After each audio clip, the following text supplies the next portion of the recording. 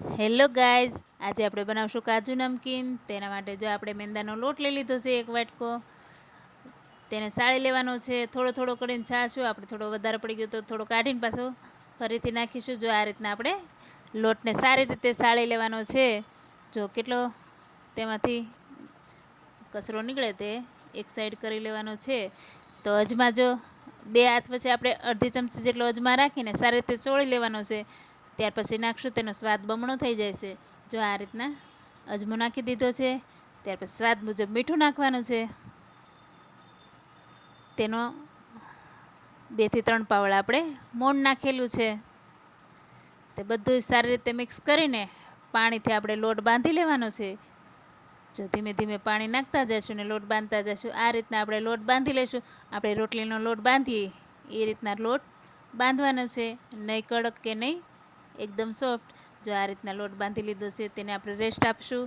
ઢાંકીને રહેવા દેશું 10 મિનિટ. મેંદાનો લોટ હોય એટલે આપણે રેસ્ટ તો આપવો જ પડે. જો આ રીતના આપણે ઢાંકી દીધો છે. ત્યાં સુધીમાં આપણે એક મસાલો બનાવશું, કાજો મસાલો. જો આ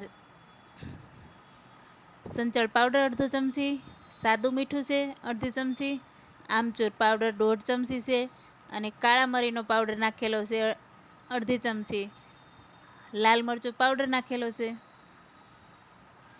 આ રીતના બધું સારી રીતે મિક્સ કરી લઈશું.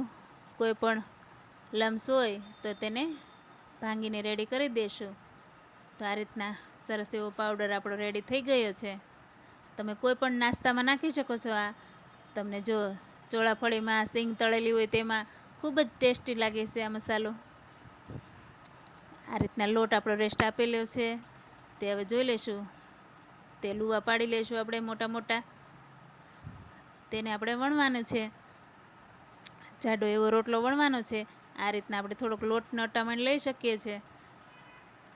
જો આ રીતના વણી લીધું છે. પછી થોડું આપણો તેલવાળો હાથ કરીને મોટો રોટલો વણાઈ જાય એટલે થોડો તેલવાળો હાથ કરીશું અને થોડો લોટ ભભરાવી દઈશું.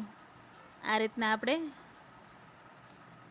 પરોઠા બનાવીએ એ રીતના આપણે એક વખત પડ જેવા આપણા ક્રિસ્પી અને પડવાળા થાય કાજુ, એટલે આ રીતના આપણે એક પ્રોસેસ કરવાની છે. જો આ રીતના પરાઠા જેવું થઈ ગયું છે.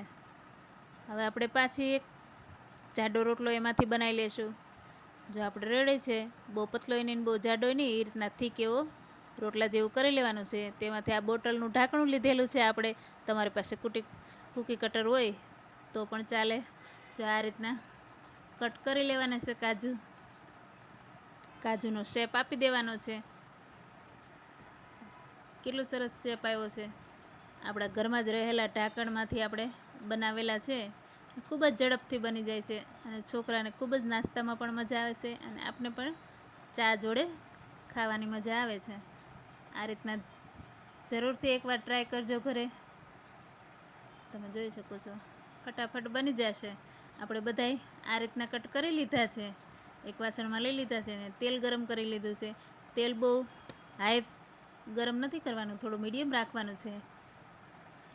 અને બધાય કાજુ આપણે એમાં ઉમેરી દઈશું અને ધીમા ગેસે આપણે તળવાના છે. ઉપરથી લાલ થઈ જશે, અંદર સુધી ચડી જાય, આપણા પડ અંદરથી નોખા પડી જાય એ રીતના આપણે ધીમા ગેસે ચડાવશું. જો તમે જોઈ શકો છો કેટલા ક્રન્ચી છે અને અવાજ તમે સાંભળો છો ને. જો આ રીતના એકદમ કડકડા થશે અને આપણે ઉપરથી ગરમ ગરમ હોય ત્યારે પણ તમે ઉપરથી મસાલો નાખી શકો છો, એટલે સારો એવો લાગી જાય મસાલો આપણો. અને સારી રીતે હલાવી લેવાનો છે એટલે મસાલો ચોંટી જાય આપણા કાજુમાં. તમે જોઈ શકો છો કેટલો સરસ બજાર જેવા જ કાજુ તમે બિસ્કિટ ખાધા હશે એ જ શેપ છે અને એવા જ છે સેમ. તો લાઈક, શેર અને સબસ્ક્રાઈબ કરજો. તમે જોઈ શકો છો પડ પણ આપણા અંદરથી દેખાઈ રહ્યા છે. એકવાર જરૂર બનાવજો. Thank you.